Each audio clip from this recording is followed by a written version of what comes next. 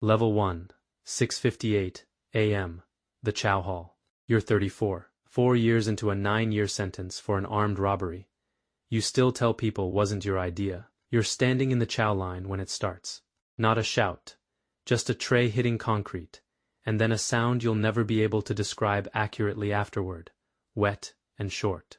A man 2 people ahead of you goes down, holding his neck. The room doesn't process it as violence yet, it processes it as noise, and then all at once, as war.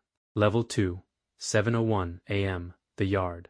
Doors that shouldn't open, somebody's popped the block controls from inside, and 300 men who've been locked in 8x10 boxes for years are suddenly not locked in anything.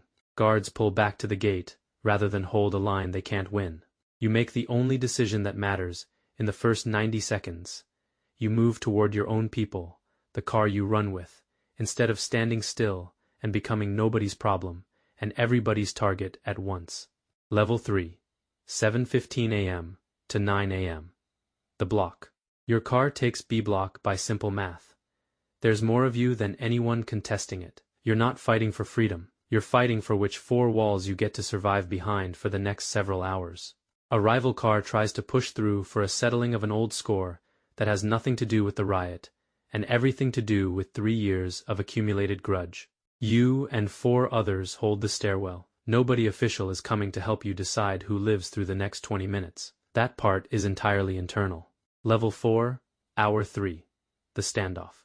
A guard who didn't make it out in time is sitting zip, tied in the day room, and 2 men in your own car want to make an example out of him before anyone negotiates anything. You're the one who stops it. Not out of mercy. Exactly. More math. A dead guard turns this from a riot into a massacre. And everyone in this block knows what CERT does to a block that's killed one of theirs. You keep him breathing. It buys the block leverage. Nobody else here is thinking about yet. Level 5. Hour 5. The breach. Tear gas comes through the vents before the doors do, then the doors. Men in black armor moving in formation. Rubber rounds first, then real ones fired into ceilings as warning. You go down on the floor with your hands laced behind your head the second you hear the first canister hiss, because the men who don't are the men who get carried out on stretchers, or don't get carried out at all. It's over in 11 minutes. It felt considerably longer. Level 6. 3 weeks later. You get 4 years added for your role in holding the stairwell, whether or not anyone can prove you swung anything. The guard you kept alive testifies that you did, in fact, keep him alive.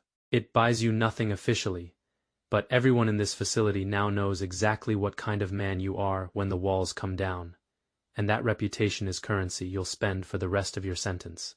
6 months later, C block goes up over something just as small as a dropped tray. You're not surprised. In here, peace was never the normal condition. It was just the gap between fires.